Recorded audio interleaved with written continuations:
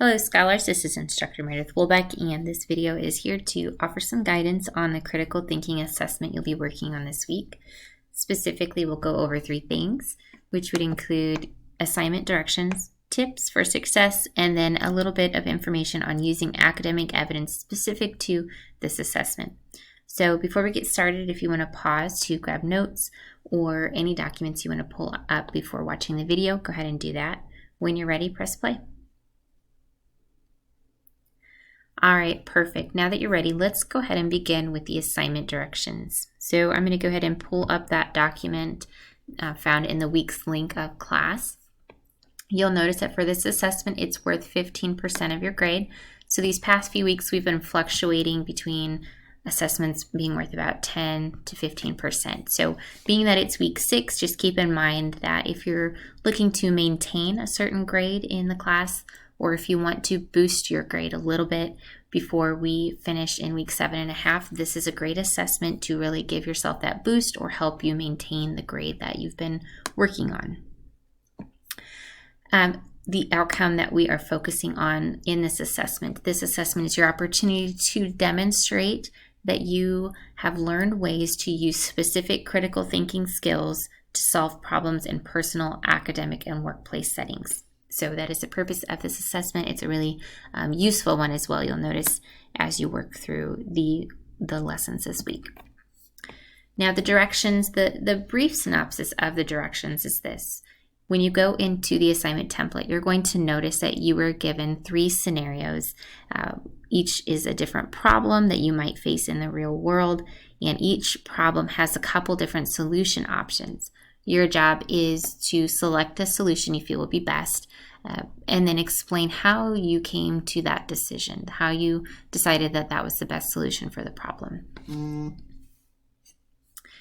All right, now the last thing we'll go over in the directions assignment is the critical thinking and problem solving rubric. So the assignment is broken down into 4 categories. Notice that each problem scenario is worth 30 points. And professional communication is worth 10 points. With the scenarios, we'll go into more tips in just a few moments on, how you can write a very good response to each scenario, but make sure that you really focus on your word count being 150 words per scenario, because without that, then you may not be able to earn points in the exceeds expectations category. Also, with the professional communication, I'm seeing a lot of mindfulness to proofreading for punctuation, spelling, things like that. So now I really encourage you, if you're not already, to focus on organizing your writing into paragraphs. For every main idea, you want to have a separate paragraph. Or if a paragraph is beginning to reach that 5 to 7 sentence cap, you want to make sure then you're beginning a new paragraph. A lot of times once we get to 7 sentences, we've begun talking about a new topic, and so it's time to break that down. Okay, so that is a brief overview of the assignment directions. If you want to move into tips, we'll go ahead and do that next. So after reviewing the assignment template, these tips will help guide you into how to approach your responses. So tip number 1. It's important to acknowledge that each scenario does not have a single right answer. So there are 3 solutions for each scenario. Your job is just to pick the one you feel is best and explain why. I do not have a specific solution that is the right answer. So that leads into tip number 2. Remember that as you're going through each scenario, your ultimate goal is to explain how you made your decision. Seldom do we see any good ideas being taken on by others just because we say it's a good idea. We have to explain ourselves. Tip number 3 is when you're writing a response, after you've chosen the best solution for the problem, I'm going to be looking for inclusion of your thought process and any considerations and tools you use to come to that solution. Tip number 4, specifically when you're writing responses, I'm going to be looking for 2 different tools or sources of evidence. So try to include at least 2 specific references to strategies you used or information that you researched. All right, those are 4 tips. If you have any questions, just send me an email. But we will now move into using academic evidence in the assessment. I'm going to kind of zoom in here so that you can see this a little bit better.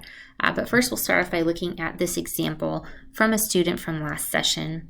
I pulled this example because I feel it's a strong example of what I'm looking for in the assessment. Go ahead and pause the video if you want to read through the example to get a better idea of what the student did.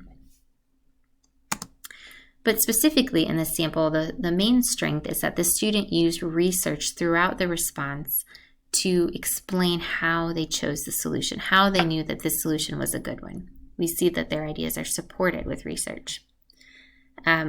Their research specifically came from the lectures, but you can certainly, if you feel comfortable, do outside research. Just make sure that you review the section from the lecture on credible research on the internet, and also reference back to week 5 to make sure that you include those citations for any outside research that you do.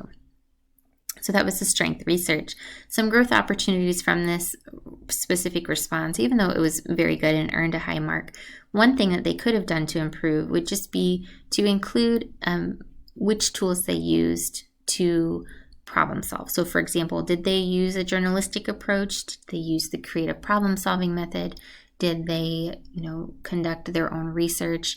What specific tools from lecture 6 did they use to come up with this solution? All right, as always, as well, at the end of the video, I like to give you some highlights of some good topics that you might explore further to use as academic evidence in your writing. I also included the citation. Notice that I pulled things from current week, but also from past weeks as well. All right, if you have any questions, let me know. Otherwise, keep moving forward, and I'll talk with you soon.